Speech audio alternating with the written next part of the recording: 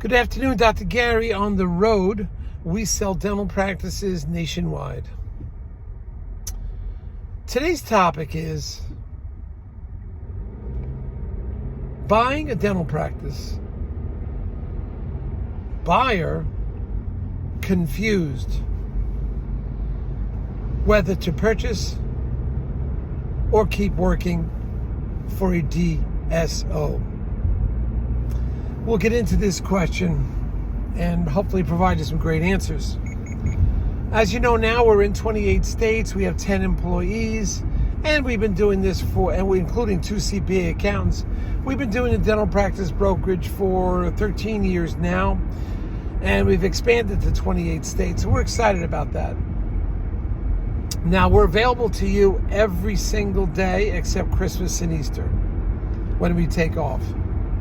Our hours of work are 8 a.m. till 9 p.m. every day. So please give us a call, whether you just want to chat or information about a practice. Whatever you need, we'll be happy to take care of it for you. We've done hundreds of transactions of dental practice sales, and we think we learned a few things along the way. We can share that information with you. So please call us, and we'll be able to talk to you about it. All right?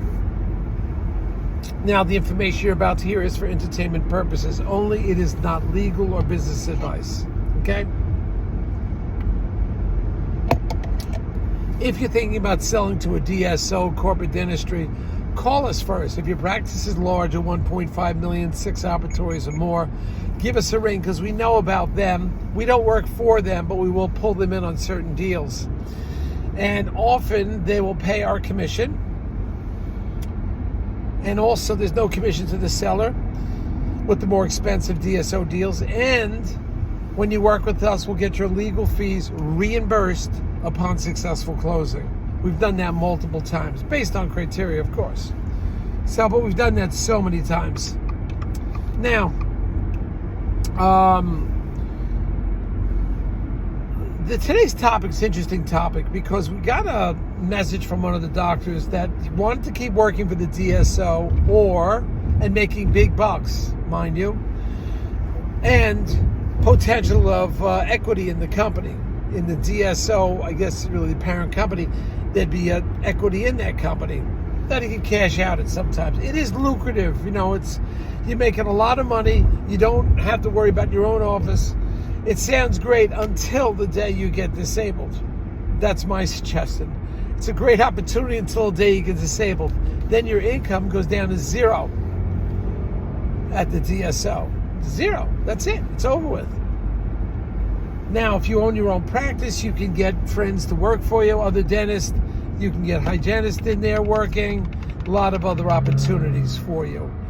But if you get disabled, aside from disability insurance, it's probably not going to be enough to cover all of your expenses.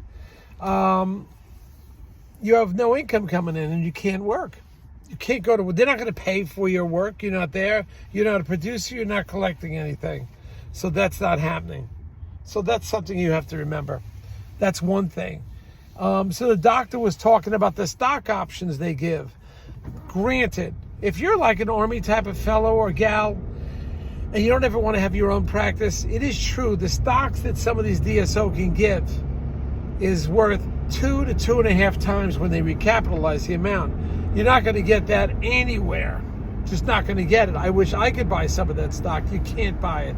It's only sellers and employees sometimes. So that stock is really hard to get. It's private equity stock and it's not given out. Besides, when you give out that kind of stock, your real value is less, you as a company, because you're giving up stock. So there is great value in that. So I will agree to some extent. But that's if you don't want to work on. That's if you want to work on their dream. That is not yours. My answer is work on your dream, not your employer's dream. Don't leave the employer flat. Try to work with them if you're going to buy a new practice and so forth, and go out easy so they have coverage and they've been good to you. Try to be good to them. But being self-employed, you have certain tax advantages. And that could be 20% of your income, those tax advantages. Legitimate write-offs, in other words, that you could do through your own business. Legitimate legal write-offs you could do through your own business. You can't do through them. Through now, because you're either A, an employee, or B, a 1099. Either way, you're an employee. Sometimes you can get away with that 1099, but that can be trouble too. Speak to your accountant about that.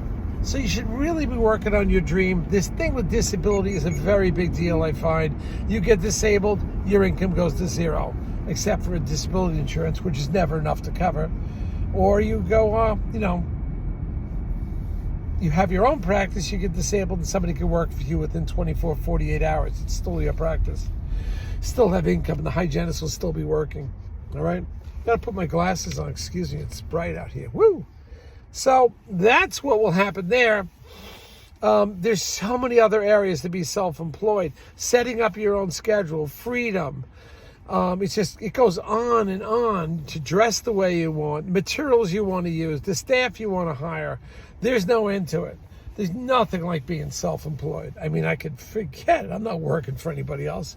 I did that in high school. That was enough. Just can't do it, So I can help somebody out, but I can't work for them. Anyway, so these are some of the things you've got to take into consideration. I agree about the stock. It is very valuable. Agreed. But maybe you can pick up some other stocks some way. But usually they're not as open to the public. But you're out there. You have total freedom. Okay? Bye now.